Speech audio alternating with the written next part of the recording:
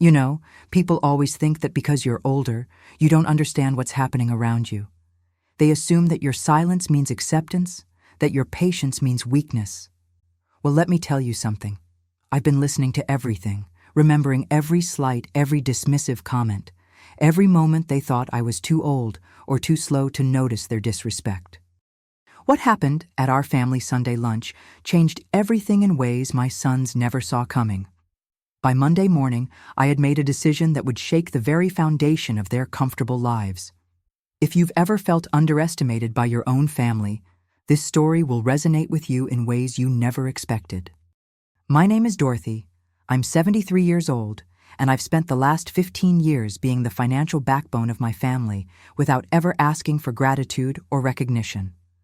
What I got instead was something far worse than ingratitude. I got their complete contempt disguised as family love. But sometimes, the people who underestimate you the most are the ones who end up learning the hardest lessons about respect. Let me take you back to how this all started, because understanding my journey will help you see why that Sunday lunch comment wasn't just the last straw. It was the moment I realized I had been enabling my own mistreatment for far too long. When my husband Robert passed away 15 years ago, I inherited what most people would consider a comfortable estate. Robert had been smart with investments, and between his life insurance, our paid-off property, and his retirement accounts, I found myself in the position of being financially secure. Not wealthy by any means, but comfortable enough to live well and help my family when needed. I have 3 sons, Michael, David, and James. Each of them married and started families of their own, and like many parents, I wanted to help them get established in life. Michael, my oldest at 45, had always struggled with money management. He and his wife Sarah had bought a house that was honestly beyond their means, and when their first child was born, they found themselves drowning in mortgage payments and daycare costs. So I started what I thought would be temporary help, a monthly transfer of $850 to help with their mortgage. Just until they got on their feet, I told myself. That was 12 years ago, and that $850 had grown to over $1,000 a month as their expenses increased and their financial discipline never improved. David, my middle son at 42, went through a messy divorce 6 years ago. The settlement left him paying significant alimony and child support for his 2 kids, and he was struggling to maintain any kind of decent living situation for when they visited him. Again, I stepped in with what I intended as temporary assistance, $750 a month, to help him rent a proper 2-bedroom apartment so his children would have a comfortable place to stay. The temporary help became permanent when David never quite managed to get his finances back on track. He'd take on side projects, make promises about paying me back, but somehow there was always another unexpected expense, another reason why he couldn't reduce his dependence on my monthly support. James, my youngest at 38, had different challenges. He and his wife Michelle were both teachers, and while they were responsible with money, teacher salaries in our area simply didn't provide much wiggle room for anything beyond basic living expenses. When they had their second child, childcare costs nearly broke them. I began sending them $600 a month, reasoning that education was an honorable profession and they deserved support for choosing careers that benefited society rather than just chasing higher salaries. So there I was, sending out $2,600 every month to my 3 sons. That might not sound like a fortune to some people, but on a fixed income, even a comfortable one, it represented a significant portion of my monthly budget. More importantly, it represented my belief that families should support each other, that parents should help their children build stable lives, and that my financial security should benefit the people I loved most. What I didn't realize was how this generosity was being perceived by my sons and their wives. Instead of appreciation, my support had somehow evolved into expectation. Instead of gratitude, it had become entitlement. And instead of respect for the sacrifices I was making, it had turned into something that still makes my blood boil when I think about it. The signs were there, but like many parents, I chose to interpret them in the most charitable light possible. When Michael and Sarah bought a brand new SUV without mentioning it to me beforehand, I told myself they deserved reliable transportation for their growing family. When David started taking expensive weekend trips with his new girlfriend, I convinced myself that he needed to rebuild his confidence after his divorce. When James and Michelle enrolled their kids in an expensive private school program, I rationalized that they were investing in their children's education. Never mind that all of these decisions were being made by people who couldn't afford them without my monthly contributions. Never mind that none of them ever asked if these choices might affect my ability to continue helping them. The subtle signs of disrespect started small. Michael would call me only when the monthly transfer was late, never just to chat or check on my well-being. David would cancel visits if something more interesting came up, seemingly forgetting that I had rearranged my own plans to accommodate our scheduled time together. James would bring the grandchildren over and spend the entire visit on his phone, barely engaging in conversation. But it was the comments from their wives that should have opened my eyes sooner. Sarah would make remarks about how I was lucky to have such a simple life with no real responsibilities. Michelle would sigh dramatically when I took time to think through decisions, muttering about how some people had the luxury of moving slowly through life. David's girlfriend Jennifer, who had inserted herself into family dynamics with remarkable speed, was perhaps the most brazen. She would openly discuss expensive purchases in front of me, talking about vacations and shopping sprees as if she had forgotten that David's lifestyle was subsidized by his elderly mother's monthly transfers. The family dynamics had shifted so gradually that I hadn't noticed when I stopped being the respected matriarch and became something closer to an automated teller machine with outdated opinions. My sons would listen politely when I spoke, but I could see them exchanging glances when they thought I wasn't looking. Their wives had stopped pretending to value my input on anything more significant than which dessert to bring to family gatherings. Sunday family lunches had been a tradition I instituted 5 years ago. Every other week, everyone would gather at my house for a home-cooked meal and family time. I looked forward to these gatherings, spent days planning menus, and put considerable effort into making my home welcoming for everyone. These lunches were expensive. Feeding 9 adults and 4 children with the kind of quality ingredients I insisted on easily cost me over $200 each time, but I considered it an investment in family closeness. What I failed to recognize was that these lunches had become just another example of their entitlement. They arrived expecting to be fed, contributed nothing to the preparation or cleanup, and treated my home like a restaurant where they could relax and be served without any responsibility for making the gathering successful. The Sunday that changed everything started like all the others. I had spent Saturday shopping for groceries, choosing a menu that would accommodate everyone's preferences and dietary restrictions. Sunday morning, I was up early preparing a pot roast with all the traditional sides: mashed potatoes, green beans, fresh rolls, and a chocolate cake that was James's favorite. By noon, everyone had arrived. The grandchildren ran through the house, while the adults settled into their usual spots in my living room and kitchen. I was putting the finishing touches on lunch when I overheard a conversation that I was clearly not meant to hear. I had gone into the kitchen to check on the rolls when I heard Sarah's voice from the dining room, where several of them had gathered. She was talking to Jennifer and Michelle, but her voice carried clearly through the doorway. "I don't know why simple decisions take her forever," Sarah was saying. "Last week she spent 20 minutes deciding whether to buy the name brand or generic pasta sauce. Like, just pick one and move on." Jennifer laughed. "David says she does that with everything now. Takes forever to decide what to wear, what to eat, what to watch on TV. I guess that's what happens when you don't have any real responsibilities." "It's kind of sweet in a way," Michelle added, "but also frustrating when you're trying to get things done. We were waiting 15 minutes yesterday for her to decide whether she wanted to sit inside or outside at the restaurant. Then came the comment that changed everything." Sarah lowered her voice slightly, but not enough to prevent me from hearing clearly. "She only delays every decision because she has nothing but time. Must be nice to live in slow motion while the rest of us are dealing with real life." The 3 of them laughed, and I stood frozen in my kitchen, holding a basket of dinner rolls while my daughter-in-law mocked me for taking time to make thoughtful decisions. These women, whose lives I was financially supporting, whose children I was helping to feed and house and educate, were ridiculing me for the very trait that had enabled me to build the financial stability they all depended on. I had always been a careful decision-maker. It's how Robert and I had managed to build our financial security despite modest incomes. It's how I had managed to maintain my independence and comfort in retirement.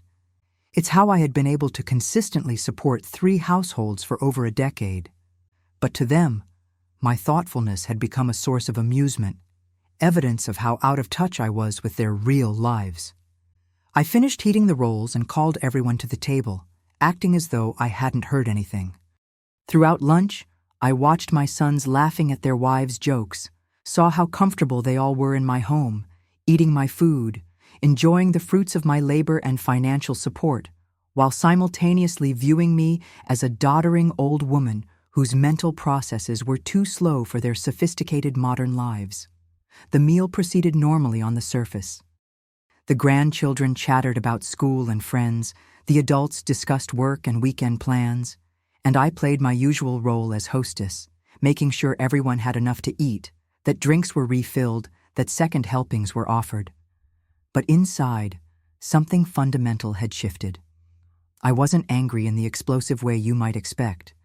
Instead, I felt a cold clarity settling over me, a recognition that I had been living in denial about how my family truly saw me.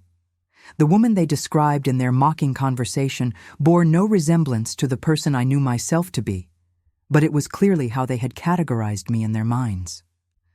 After lunch, as usual, everyone gathered in the living room while I cleaned up the kitchen. This had become routine. I would spend an hour washing dishes and putting away leftovers while they relaxed and digested. Occasionally, one of the wives would make a token offer to help, but it was always phrased in a way that made it easy for me to decline, and I always did, not wanting to burden my guests with cleanup duties.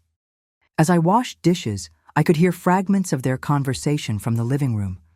They were discussing vacation plans, home improvement projects, and other expenses that demonstrated how comfortable their lives had become with my financial support. David was talking about replacing his car, Michael mentioned wanting to refinish their basement, and James was describing a summer camp program they were considering for the kids. Not once did any of them acknowledge that these plans were possible because of my monthly contributions to their budgets. Not once did they express any concern about whether their expenses or expectations might be affecting my finances. They had become so accustomed to my support that it had become invisible to them, as automatic and unremarkable as a salary direct deposit. When everyone finally left that afternoon, I sat in my quiet house surrounded by the evidence of my hosting. Good china that needed to be hand-washed, expensive ingredients that had been transformed into a meal no one had particularly remarked upon, and furniture that needed to be straightened after hours of entertaining. But instead of the usual satisfaction I felt after a successful family gathering, I felt something entirely different. I felt like a fool. Not because I had been generous with my family, but because I had allowed that generosity to be taken for granted to the point where the recipients felt comfortable mocking the very person who made their comfort possible. I had enabled a dynamic where my thoughtfulness was viewed as slowness, my careful nature was seen as evidence of irrelevance, and my contributions were so expected that they had become completely unappreciated. That night, I did something I hadn't done in years. I sat down with my financial records and calculated exactly how much I had given my sons over the past decade. The number was staggering. Over $300,000 in direct monthly support, not counting holiday gifts, emergency assistance, and the cost of hosting regular family gatherings. $300,000. That was more than many people earn in 5 years of full-time work. I had essentially been supporting 3 additional households on my retirement income, and the people I was supporting had begun to view me as an inconvenience when I took time to make the careful decisions that enabled me to continue supporting them. I spent that entire Sunday night thinking about the conversation I had overheard. Not just the words, but the tone, the casual cruelty, the complete lack of awareness about how their lives were actually funded. These women lived in a reality where my contributions were so assumed that they had forgotten they existed, while simultaneously believing that my lack of real responsibilities gave me an unfair advantage in life. Monday morning, I woke up with absolute clarity about what needed to happen. I had spent 15 years being patient, understanding, and generous. I had justified every slight, explained away every sign of disrespect, and convinced myself that family loyalty meant accepting whatever treatment I received as long as I could continue helping the people I loved. But Sunday's lunch had shown me something I could no longer ignore. My family didn't respect me, they simply found me useful. And the moment I became inconvenient or amusing rather than useful, they felt perfectly comfortable treating me accordingly. If you're enjoying this story of family dynamics and unexpected consequences, don't forget to hit that like button and subscribe to the channel for more stories about standing up for yourself and setting boundaries. You won't believe how this situation unfolds. At 8:30 Monday morning, I called my bank. After 15 years of automatic monthly transfers totaling $2,600, I canceled every single one. Michael's $1,000, David's $750, James's $600, all of it stopped immediately. The customer service representative confirmed that no transfers would be processed beginning with the upcoming monthly cycle. Then I called my financial advisor, someone I had worked with for over a decade, but hadn't consulted recently because my finances had been on autopilot. I scheduled an appointment for that afternoon to discuss restructuring my financial planning now that I would have an additional $2,600 per month to work with. But I wasn't finished. I realized that simply stopping the transfers wouldn't necessarily communicate why I had made this decision. My sons would likely assume there was some administrative error or that I was having financial difficulties of my own. They might even offer to help me figure out what had gone wrong with my banking. The thought of their patronizing assistance made me more determined to ensure they understood exactly what had happened and why. So I sat down and wrote 3 identical letters, one for each of my sons. I wanted them to understand that this wasn't an emotional reaction or a temporary punishment.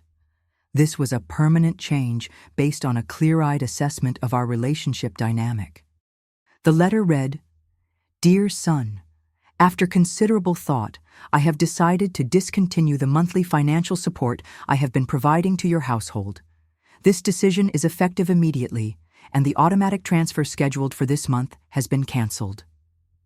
This change is not due to any financial hardship on my part, nor is it intended as temporary punishment for any specific incident.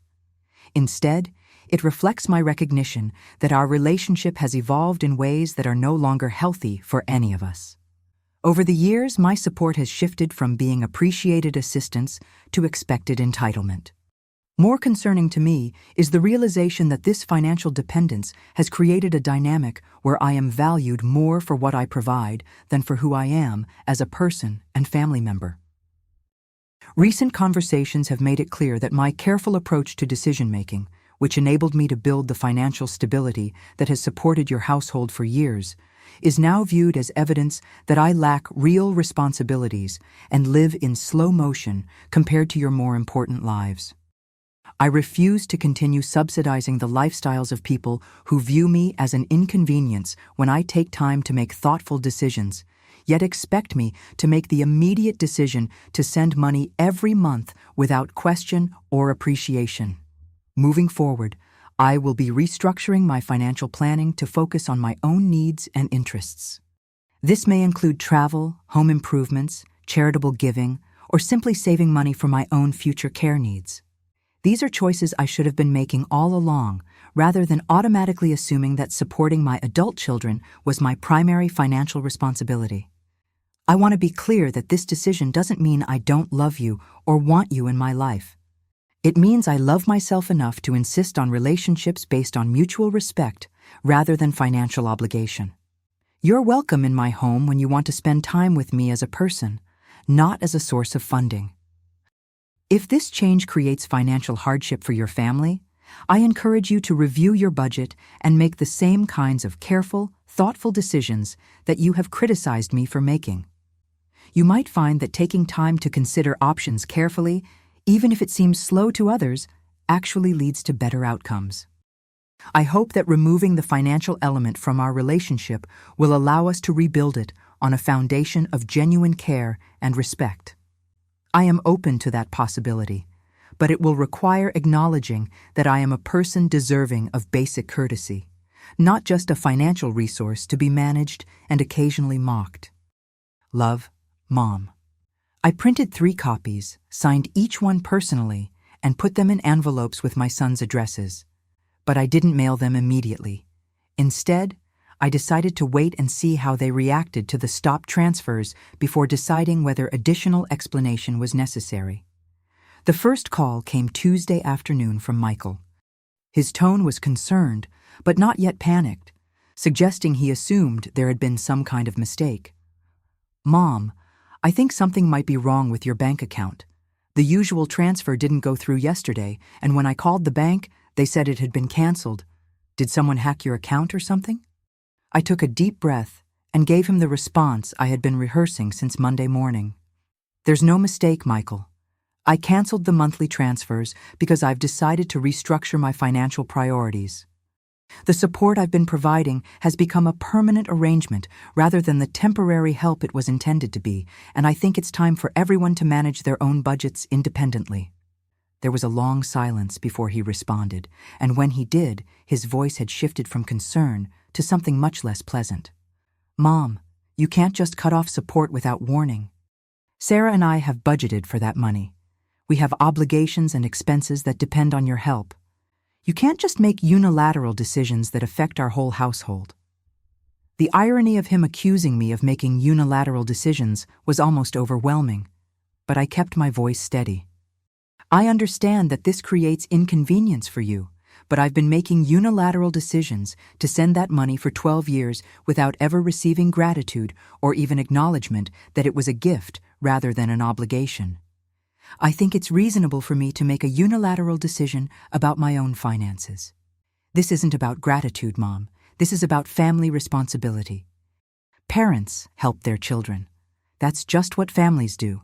You can't suddenly decide that normal family obligations don't apply to you anymore." And there it was, the entitlement laid bare. In Michael's mind, my financial support wasn't generosity that could be appreciated or withdrawn. It was normal family obligation that I owed him simply by virtue of being his mother. My money had become his right, and my decision to reclaim control of it was being framed as a failure to meet my responsibilities, rather than his failure to appreciate my generosity.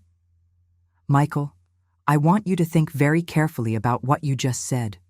You're telling me that I have an obligation to financially support your household, but you don't have any obligation to treat me with basic respect.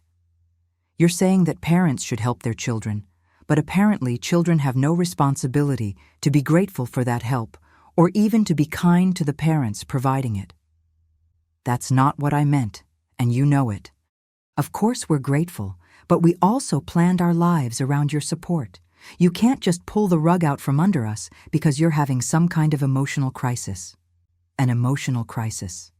That's how he characterized my decision to stop subsidizing the life of someone who clearly viewed me as both an obligation to fulfill his needs and an inconvenience when I didn't fulfill them quickly enough. "I'm not having an emotional crisis, Michael. I'm having a moment of clarity. And part of that clarity involves recognizing that people who truly appreciate your help don't describe careful decision-making as evidence that you have no real responsibilities in life." The silence that followed told me he knew exactly what I was referring to. He might not have realized I overheard Sarah's comment, but he certainly understood the sentiment well enough to recognize it when confronted with it. "Mom, if this is about something Sarah said, you need to understand that she didn't mean anything hurtful. Sometimes people just make casual comments without thinking about how they might sound. And sometimes people make casual comments that reveal exactly how they really feel. The problem isn't that Sarah made a thoughtless remark, Michael. The problem is that she felt comfortable making that remark because it reflects how your household actually views me. I'm not interested in continuing to financially support people who see me as a source of amusement when I'm not actively being useful to them." By Thursday, I had heard from all three sons. David's call was more directly angry than Michael's had been. He accused me of playing games and holding money hostage to get attention. He suggested that maybe I was getting confused about my finances due to my age and offered to help me set up the transfers again. The condescension was breathtaking. Rather than acknowledging that I had made a deliberate decision about my own money, he had convinced himself that I was either too old to manage my finances properly or too emotionally unstable to be trusted with financial decisions. Either way, his response made it clear that resuming his monthly payments was more important to him than understanding why I had stopped them. James's approach was different. He showed up at my house Wednesday evening with both his children, clearly hoping that seeing their grandmother would manipulate me into reconsidering. The children ran to hug me as usual, completely unaware that their father was using them as emotional leverage in a financial dispute. "Mom, I don't understand what's happening here," James began after the children had settled in the living room with snacks I provided, as always. "Michelle is really upset, and we're scrambling to figure out how to cover our expenses without the help you've been giving us. Can you please explain what we did wrong so we can fix it?" At first, this seemed like the most reasonable response I had received. He was asking what he had done wrong and expressing willingness to change his behavior. But as the conversation continued, it became clear that he was hoping for a simple apology or gesture that would restore the status quo, rather than genuine understanding of why the relationship had become problematic. "James, this isn't about one thing you did wrong that can be fixed with an apology. This is about a pattern where my contributions to your life have become so expected that they're invisible, while any inconvenience I cause you becomes a source of frustration or amusement. I've never been frustrated with you, Mom, and I certainly don't find you amusing. I don't know where you're getting these ideas, but they're not coming from anything I've said or done. They're coming from conversations I overhear when people think I'm not listening. They're coming from the realization that I spend more time every month thinking about your budget than you spend thinking about mine. They're coming from years of watching my careful decision-making be treated as evidence that I don't understand how the real world works, while my financial support makes everyone else's real world possible." James looked genuinely confused, which made me think that he might not have been as aware of his wife's attitude as Michael had been of Sarah's. But his confusion also revealed something important. He had become so accustomed to my support that he literally couldn't imagine why I might reconsider providing it. "Mom, if someone said something that hurt your feelings, just tell me what it was. We can address it and move forward." But cutting off support to the whole family seems like an extreme reaction to what was probably just a misunderstanding. It's not about hurt feelings, James. It's about recognizing that I've been enabling a dynamic that isn't healthy for any of us. When you become financially dependent on someone you don't respect, it corrupts the relationship for everyone involved. Who says I don't respect you? Of course I respect you. You're my mother. Respect isn't something you have automatically because of family relationships, James. It's something you demonstrate through your actions and words. And people who respect me don't assume that my time and money are less valuable than theirs just because I'm retired. By the following Monday, exactly 1 week after I had canceled the transfers, the real pressure began. Sarah called me directly, which was unusual because she typically communicated with me only through Michael or in group settings. "Dorothy, I think we need to have a frank conversation about this situation. I understand that your feelings were hurt by something you overheard, but you're punishing innocent children by taking away support that helps provide for their basic needs." The manipulation was so transparent that it almost amused me. Sarah was framing my decision to keep my own money as punishment of my grandchildren, rather than acknowledgement that providing for their basic needs was their parents' responsibility, not mine. "Sarah, I'm not punishing anyone. I'm simply choosing to spend my money on my own priorities rather than automatically assuming that supporting my adult children's households is my primary financial responsibility." "But those children are your family too. Don't you want to help ensure they have stable homes and opportunities? How can you justify cutting off support when you know it will directly affect their well-being?" I want my grandchildren to have stable homes and opportunities, which is why I think it's important for their parents to take full responsibility for providing those things rather than depending on their grandmother's retirement income to maintain a lifestyle they can't actually afford. You make it sound like we're living extravagantly off your money, which is completely unfair. We use your support for basic expenses: mortgage, utilities, food for the children. These aren't luxuries. Sarah, if those are basic expenses that you can't afford without my help, then you're living beyond your means. The solution isn't permanent support from me. It's adjusting your lifestyle to match your actual income or finding ways to increase that income. That's easy for you to say. You don't have the pressures of raising children and managing a household while both parents work full-time. You have the luxury of making slow decisions because you don't have real responsibilities. And there it was again, the casual dismissal of my life and experiences, the assumption that my retirement meant I had no real responsibilities, and the entitlement that somehow transformed her family's lifestyle choices into my obligations. Sarah, I want you to listen very carefully to what you just said. You told me that I don't have real responsibilities and that I have the luxury of making slow decisions. You said this while asking me to continue sending you $1,000 a month of my retirement income. Do you see the contradiction there? I didn't mean it that way. I just meant that your schedule is more flexible than ours. You meant it exactly that way, and it reflects an attitude that has made continuing my financial support impossible. You view my thoughtfulness as evidence that I don't understand the real world, while expecting me to fund your participation in that world. You see my deliberate approach to decisions as a luxury I can afford because my life doesn't matter as much as yours does. The conversation ended with Sarah hanging up on me, but not before she made it clear that she viewed my decision as selfish and potentially damaging to the family relationships. What she seemed unable to understand was that her response to my boundary setting was actually confirming that I had made the right decision. Over the next 2 weeks, I received visits, calls, and messages from various family members and even some friends who had been recruited to convince me to restore the financial support. The consistent theme was that I was being unreasonable, that families should help each other, and that I was damaging relationships over pride or hurt feelings.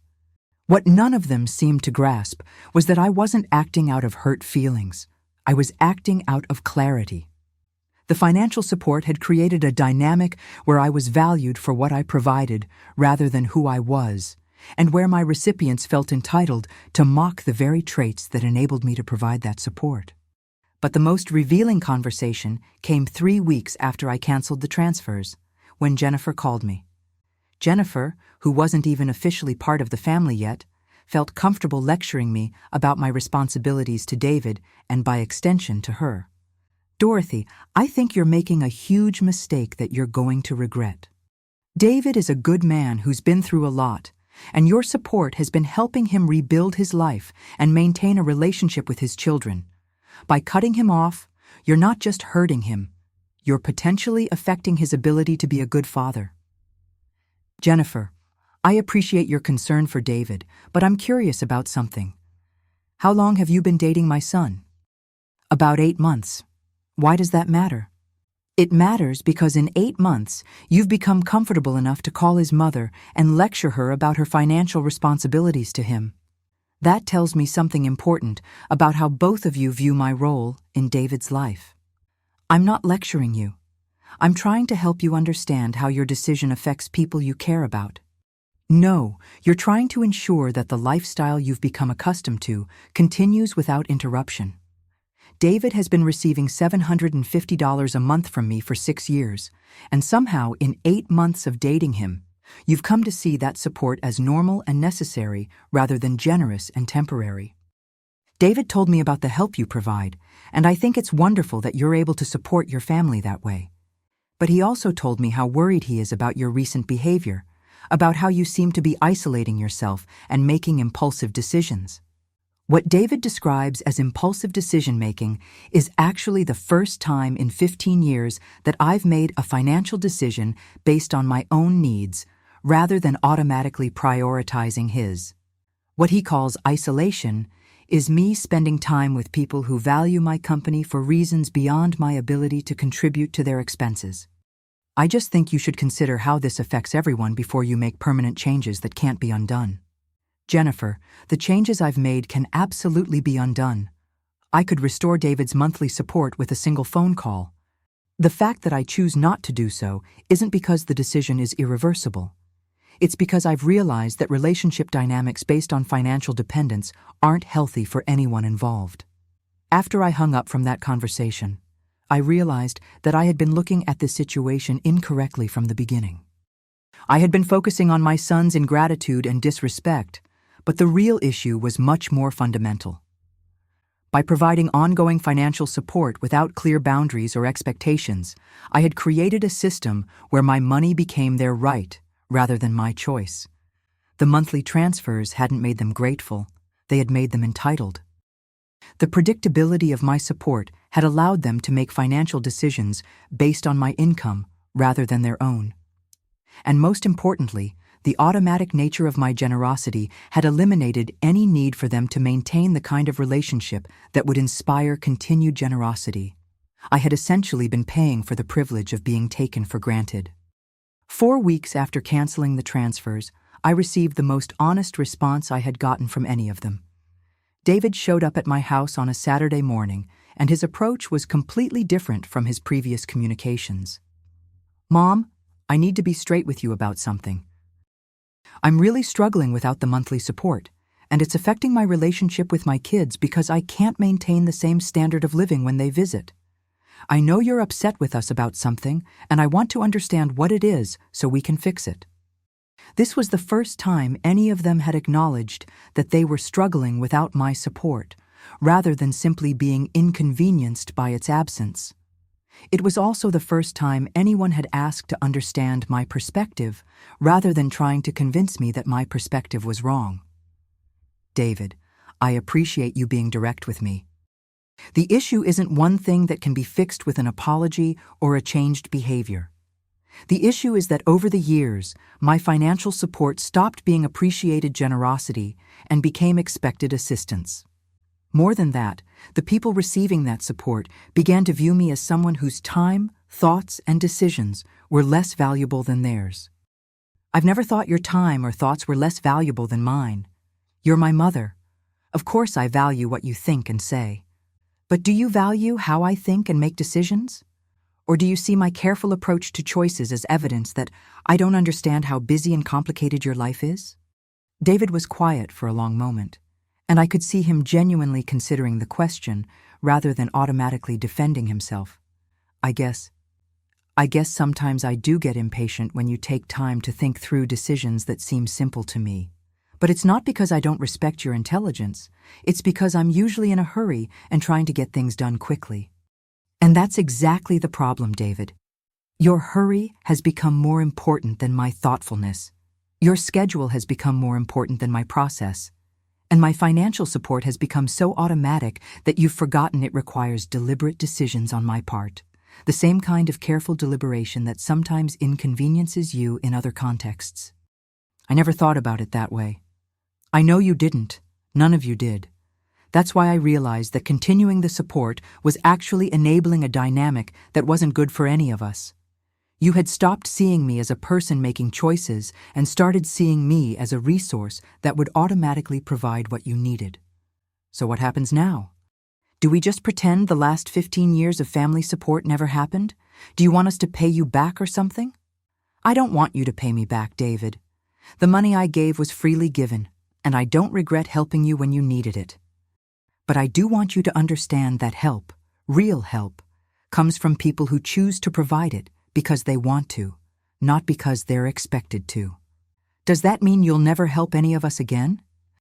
It means that any help I provide in the future will be given because I've decided that it's the right choice in that specific situation, not because I've committed to ongoing automatic support regardless of how I'm treated or whether the help is appreciated. And what would make you decide that helping us is the right choice? This was the question I had been hoping one of them would ask because it got to the heart of what I had been trying to communicate. Being treated like a person whose thoughts, feelings, and decisions matter. being appreciated for who I am, not just for what I can provide. Having relationships that exist because you want to spend time with me, not because you need something from me. I do want to spend time with you, Mom. I always have. Then prove it, David. Spend time with me when you don't need anything. Call me to tell me about your day, not just when there's a problem with the bank transfer. Show up at my house because you want to see me, not because you need me to reconsider a financial decision. David nodded slowly, and for the first time in our conversation, he looked genuinely thoughtful rather than defensive or strategic. I can do that, Mom. I want to do that. But I also need you to understand that the financial situation is really difficult for me right now. My ex-wife is threatening to take me back to court if I can't maintain the kids' living situation, and without your help, I might have to move to a smaller place. David, I understand that my decision creates challenges for you, but consider this. If your financial stability depends entirely on my monthly contributions, then you don't actually have financial stability. You have financial dependence. The solution isn't ensuring that I never stop helping you. It's building a life you can sustain with your own resources. That's easier said than done when you're starting over at 42 with alimony and child support obligations. You're absolutely right that it's difficult, but it's also necessary. And more importantly, it's possible. You managed your finances independently for years before I started helping. The difference now is that you've adjusted your lifestyle to include my support as a permanent income source rather than temporary assistance. That conversation with David was different from the others because he seemed genuinely interested in understanding my perspective, rather than just changing my decision. But it also made me realize how thoroughly my sons had integrated my financial support into their long-term planning without ever discussing whether that support would be permanent. Over the following weeks, I began to see the real impact of my decision on their lives. Michael and Sarah put their house on the market and started looking for something smaller and more affordable. David moved to a modest apartment and began working overtime to increase his income. James and Michelle transferred their children to public school and started looking for ways to reduce their monthly expenses. These weren't punishments I had imposed on them. They were natural consequences of living beyond their means with artificial support that was always intended to be temporary. But watching them make these adjustments also made me realize how significant my contributions had become in their lives, and how little thought I had given to whether enabling their financial dependence was actually helping them in the long run. The most surprising development came from James. 2 weeks after our conversation at my house, he called me to ask if I wanted to have lunch. Just the two of us. No children, no agenda related to the canceled transfers.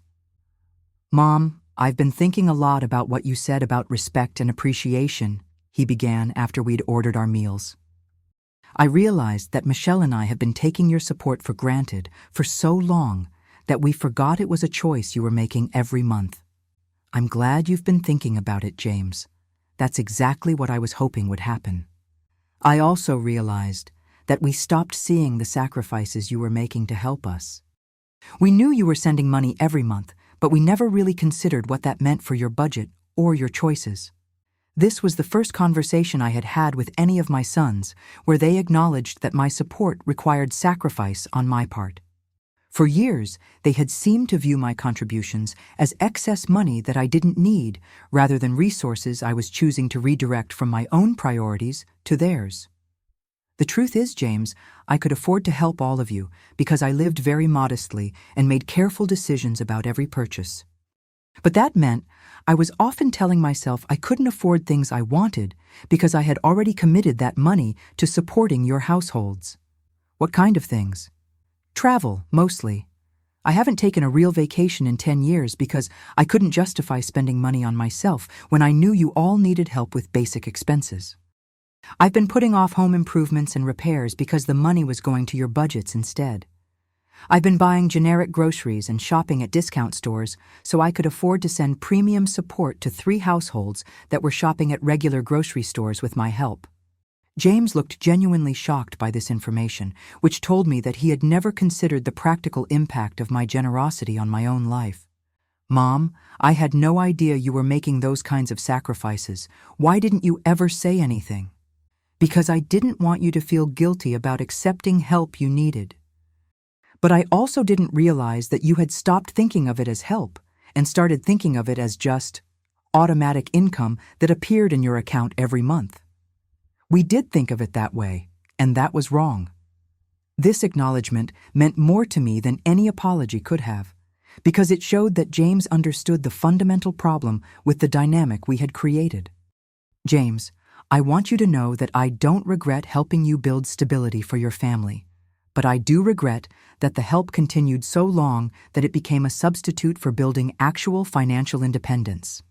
So what happens now? Is there any way to rebuild our relationship without the financial component? That's exactly what I'm hoping for. I want relationships with all of you that exist because we enjoy each other's company, not because you need something from me or because I'm trying to buy your attention with money. Porque estou curioso para saber de qual cidade e país você está acompanhando essa história? Escreva nos comentários. By the 2-month mark, the family dynamics had shifted dramatically. Michael and Sarah had downsized to a smaller house and seemed to be managing their budget more carefully. David had taken a second job and was actively working toward financial independence. James and Michelle had made significant changes to their lifestyle and were finding creative ways to provide for their children without depending on external support. But the most important change was in how they interacted with me. The automatic expectation was gone, replaced by genuine appreciation when I chose to help with specific situations. The casual dismissal of my thoughts and decisions had been replaced by real interest in my opinions and experiences. Michael called me one evening in early April, about 3 months after I had canceled the transfers. Mom, I wanted to update you on how we're doing with the budget changes, he began. It's been challenging, but we're actually feeling more secure now than we did before. How is that possible when you have less money coming in? Because it's all our money now. We're not depending on anyone else's decisions or circumstances to maintain our lifestyle. Sarah and I have had to communicate better about our spending and priorities, and we've gotten creative about cutting expenses without reducing our quality of life too much. I'm proud of you for taking control of your finances, Michael. That couldn't have been easy. It wasn't. And I need to apologize for how I reacted when you first made this change. I was angry and scared, and I took that out on you instead of recognizing that you were doing something that was ultimately better for all of us. Michael, you don't need to apologize for being upset about a major change that affected your family, but I appreciate you saying that. I do need to apologize, Mom, because my reaction showed that I had stopped thinking of your support as generosity and started thinking of it as something I was owed. That was wrong, and it was disrespectful to you. This conversation represented a complete transformation in how Michael understood our relationship and his role in it. But more importantly, it showed that the artificial support system I had created had actually been preventing him from developing the financial skills and communication patterns that were making his household more stable now. David's transformation was perhaps the most dramatic. Without the cushion of my monthly support, he had been forced to confront the reality that his financial planning had been based on unsustainable assumptions. But rather than collapsing under the pressure, he had risen to meet it in ways that surprised everyone, including himself. Mom, I got a promotion at work, he called to tell me in May. It comes with a significant salary increase, and for the first time since my divorce, I'm going to be able to support myself and maintain a good home for the kids without depending on anyone else. David, that's wonderful news. I'm so proud of how hard you've worked to build your independence. I couldn't have done it without the wake-up call you gave me. When you stopped the monthly transfers, I realized I had been coasting instead of really trying to rebuild my financial life. Your support had made it possible for me to avoid dealing with the long-term consequences of my divorce. I never intended for the support to prevent you from moving forward with your life. I'm glad that ending it had the opposite effect I was worried about. Can I ask you something, Mom? Do you think you'll ever provide that kind of ongoing support to any of us again?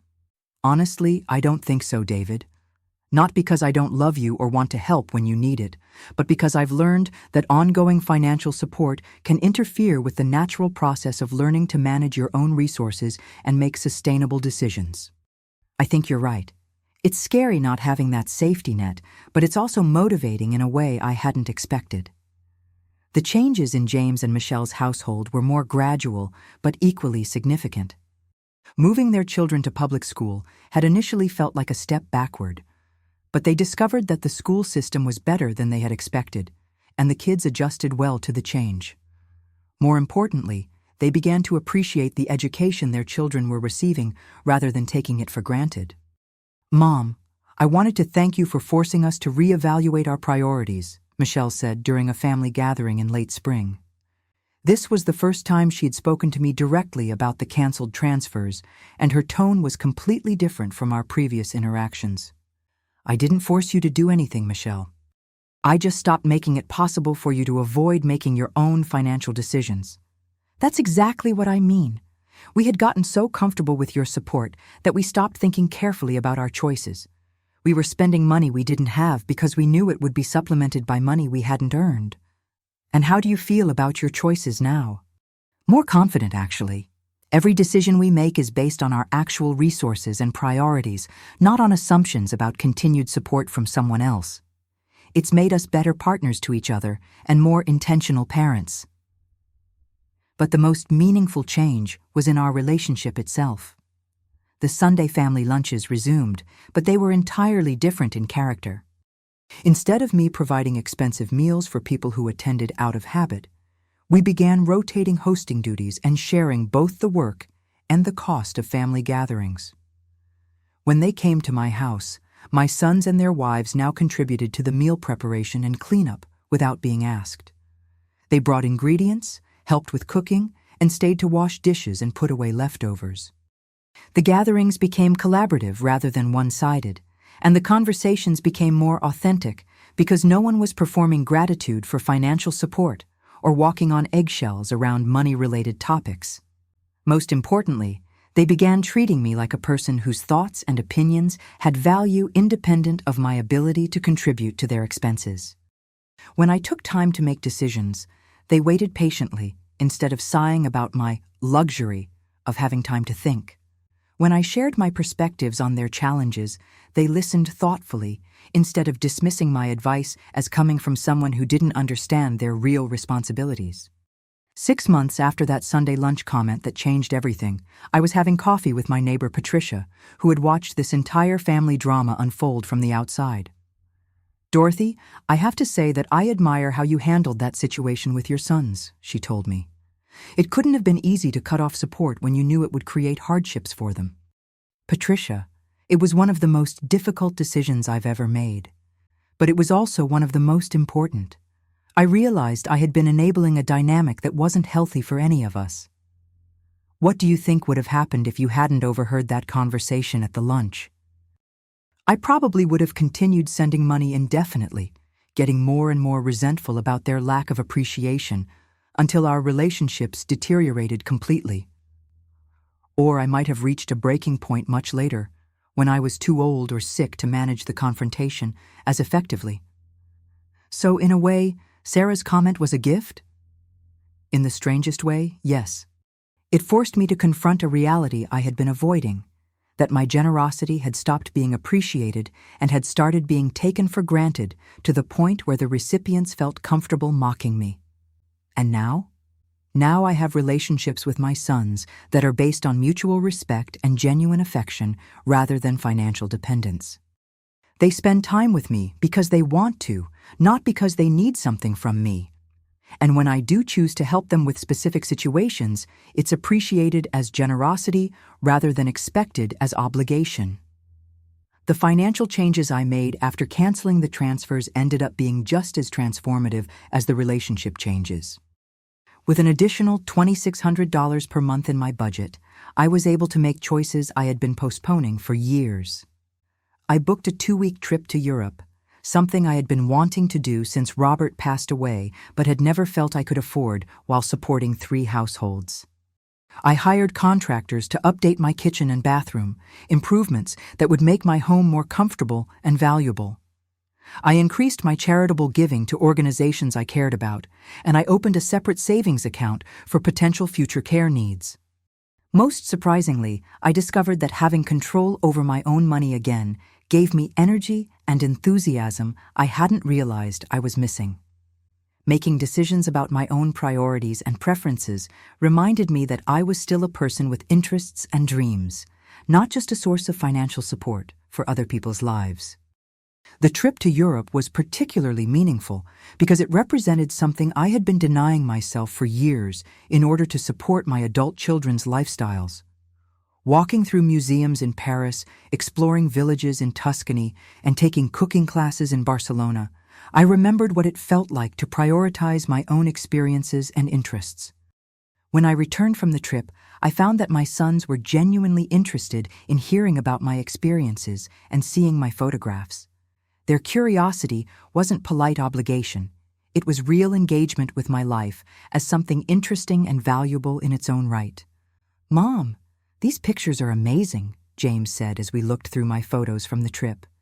"You look so happy and relaxed." "I don't think I've seen you look this energetic in years." "I feel more energetic than I have in years, James. It turns out that making decisions about your own life instead of constantly managing other people's financial needs is quite rejuvenating." "I'm glad you took that trip. You deserved it."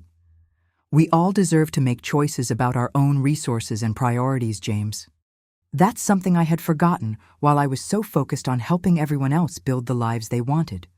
A year after the Sunday lunch that changed everything, I hosted a family gathering to celebrate my 74th birthday. As I watched my sons and their families laughing and talking in my living room, I reflected on how much our relationships had improved since I stopped automatically providing financial support. Michael and Sarah had not only adjusted to their smaller house, but had discovered that they preferred the simplified lifestyle it required. They were saving money for the first time in their marriage and talking about future goals they were working toward together rather than depending on external support to achieve. David had been promoted again and was thriving in his career in ways that might not have happened if he had remained comfortable with dependence on my support. His relationship with his children was stronger because he was providing for them through his own efforts rather than through my contributions. He had also started dating someone new, a woman who knew nothing about my previous financial support and valued him for who he was rather than for the lifestyle my money had made possible. James and Michelle had discovered that their marriage was stronger when they had to work together to solve their financial challenges rather than relying on external resources to cover their shortfalls. They had become more creative, more communicative, and more appreciative of what they had rather than focused on what they felt they needed. But the most important change was in how they treated me. The casual dismissiveness was completely gone, replaced by genuine respect for my thoughts, decisions, and experiences. They valued my time and opinions because they had learned to see me as a person rather than a resource. As the evening wound down and everyone prepared to leave, David approached me with an envelope. "Mom, this is from all three of us," he said. "It's not money. We know that's not what our relationship is about anymore. But we wanted to give you something that shows how much we appreciate not just what you've done for us, but who you are as a person." Inside the envelope was a letter signed by all three of my sons and their wives. It read, "Dear Mom, 1 year ago, you made a decision that we initially saw as punishment, but now recognize as one of the greatest gifts you could have given us. By stopping your financial support, you forced us to grow up in ways we didn't realize we needed to. More importantly, you taught us the difference between a relationship based on dependence and one based on respect. We had become so comfortable taking your generosity for granted that we forgot to see you as a person deserving of gratitude, consideration, and kindness. This year has shown us that we are stronger, more capable, and more appreciative than we were when we depended on your support. Our marriages are better, our finances are more stable, and our children are learning the value of working for what they want rather than expecting others to provide it. But most importantly, our relationships with you are based on love and respect rather than need and obligation. We spend time with you because we want to. We value your opinions because they come from wisdom and experience. And we appreciate your thoughtfulness because we've learned that careful decision-making is a strength, not a weakness. Thank you for loving us enough to stop enabling our dependence. Thank you for respecting us enough to believe we could handle the independence you forced us to develop. And thank you for being patient while we learned to see you as the remarkable person you are rather than just as our mother who was supposed to solve our problems. We love you not for what you can provide, but for who you are. And we promise that our future relationship will always reflect that understanding. With love and genuine appreciation, Michael, David, James, Sarah, Jennifer, and Michelle. Reading that letter, I realized that my decision to cancel those monthly transfers had accomplished something I never could have achieved by continuing to provide them. It had transformed my sons from dependent adults who took my support for granted into independent people who valued our relationships for the right reasons. The Sunday lunch comment that had hurt me so deeply had actually been the beginning of the most positive change in our family dynamics in years. By refusing to continue subsidizing people who didn't respect me, I had forced all of us to build relationships based on mutual appreciation rather than financial obligation. Today, more than a year later, I still send occasional help when one of my sons faces a genuine emergency or unexpected challenge. But it's help they ask for specifically, appreciate genuinely, and receive as a gift rather than an entitlement. The difference in how they approach these requests, and how grateful they are for assistance, shows me that they have learned to distinguish between wanting help and needing it. Most importantly, I've learned that generosity without boundaries isn't actually generous, it's enabling. By automatically providing support, regardless of how I was treated, I had created a system where my contributions were expected rather than appreciated, and where my role in my children's lives was reduced to that of a financial resource rather than a respected family member. The hardest part of setting those boundaries wasn't dealing with their initial anger or the temporary financial hardship it created for them. The hardest part was accepting that I had played a role in creating the dynamic I found so hurtful. My automatic generosity, provided without conditions or expectations, had actually trained my family to take me for granted. But the most rewarding part has been watching my sons become the independent, capable, appreciative people I always knew they could be. They didn't need my money to build good lives. They needed my confidence that they could build those lives themselves.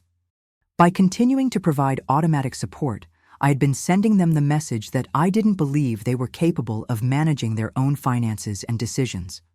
When I finally stopped sending that message, they proved that my confidence in their abilities was completely justified.